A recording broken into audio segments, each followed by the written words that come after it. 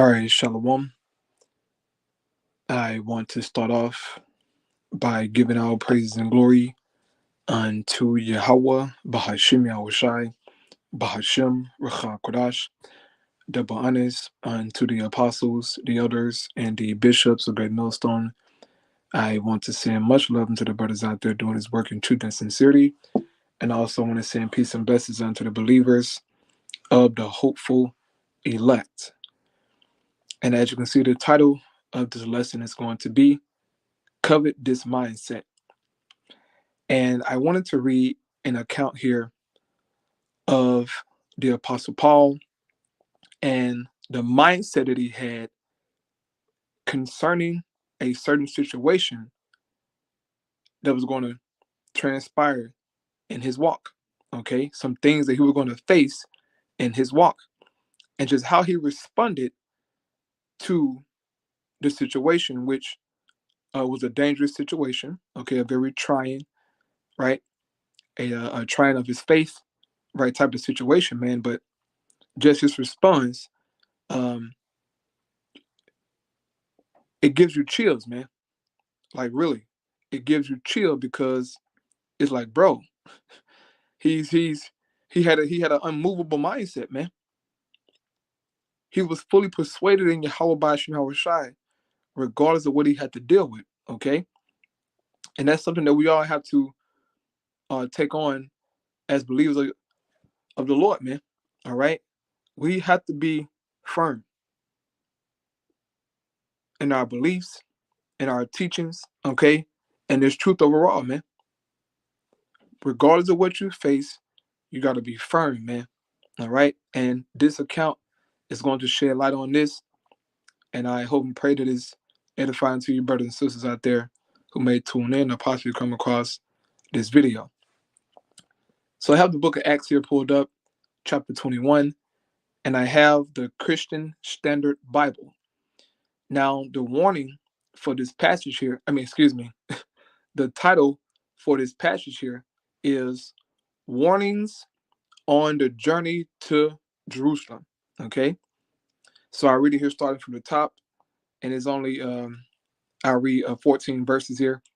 So it says, after we tore ourselves away from them, we set sail straight to course, the next day to Rhodes, and from there to Patora. Finding a ship crossing over to Phoenicia, we boarded and set sail.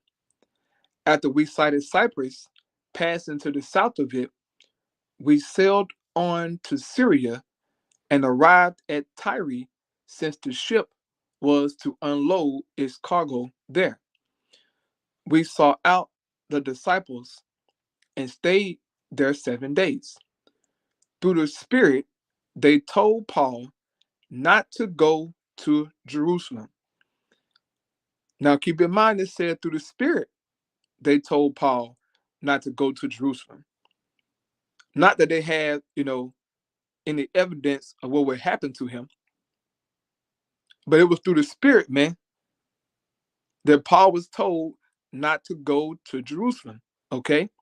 And this is a key point, to focus on, man, because when, the apostles and elders and brothers say things through the Spirit, man, you might not understand at that moment on why they said those things, man.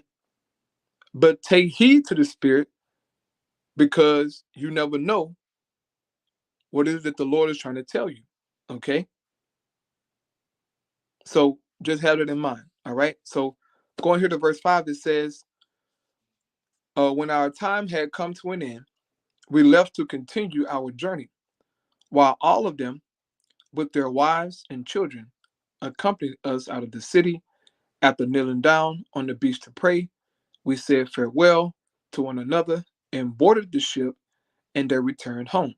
Verse 7, when we completed our voyage from Tyre, we reached Ptolemais, where we greeted the brothers and sisters and stayed with them for a day. The next day, we left and came to Caesarea, where we entered the house of Philip the evangelist, who was one of the 7, and stayed with him. This man had 4 virgin daughters who prophesied. Verse 10 says, after we had been there for several days, a prophet named Agabus came down from Judea. He came to us, took Paul's belt, tied his own feet and hands, and said, this is what the Holy Spirit says. In this way, the Jews in Jerusalem will bind a man who owns this belt and deliver him over to the Gentiles. So the prophet Agabus, man, came to them, right, from Judea, and he took Paul's belt and he tied his own hand and feet and said, look, the Holy Spirit said, man, whoever owned this belt, pretty much this is going to happen to you when you go to Jerusalem, right? Now, keep in mind, back in verse 4, it said they told Paul, through the Spirit, man, not to go to Jerusalem, okay? But they didn't say why. But it was the Spirit that was speaking through them to say it to him. But then Agabus came and he expounded on what the Spirit, was trying to tell Paul a few days ago, right? That he will be bound, right? And delivered over to the Gentiles when he go to Jerusalem, okay? Now, imagine being told that, man. Imagine being told that, when you make it somewhere, right, or to a certain city, you going to jail. And when you go to, when you go to jail, man, they're gonna lock you up forever, beat the hell out of you, right? Try to kill you. That's what they're gonna do, man. Well, this is pretty much what they were trying to tell Paul. Hey, look, man, you go to jail. I mean, when you get to Jerusalem, they're gonna take you to jail, bro. Right? And then it says here in verse 12, when we heard this, both we and the local people pleaded with him not to go up to Jerusalem. So the people, right, who was with Paul and the people who was around them, like, hey, Paul, don't go to Jerusalem, bro. Trying to persuade him not to go down there so that he wouldn't go to jail and be delivered over to them goddamn heathens, pretty much to the Romans. Okay. It says, verse 13, then Paul replied. Okay, this is how Paul responded to being told that he's gonna be put in jail, pretty much, right? It says, then Paul replied, what are you doing? Weeping and breaking my heart. For I am ready not only to be bound, but also to die in Jerusalem for the name of the Lord Yahweh Shai. This is a mindset that you want to covet, man. Okay? That we all should want to covet.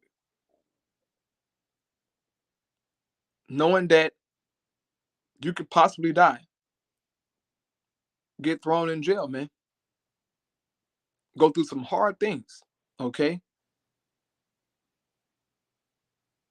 But you got to be firm in the Lord, man. And be unmovable. Okay? Paul was unmovable, bro. He was sure. All right? He was sure, man. He didn't give a damn what he had to go through. Okay? He believed, man. So he said, I'm not only ready to be bound or go to jail, but also ready to die.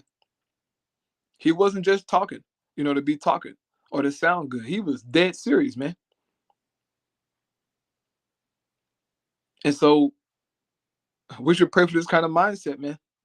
Because you never know, bro. You never know what you have to face, especially in these last days, man. You never know what you got to face.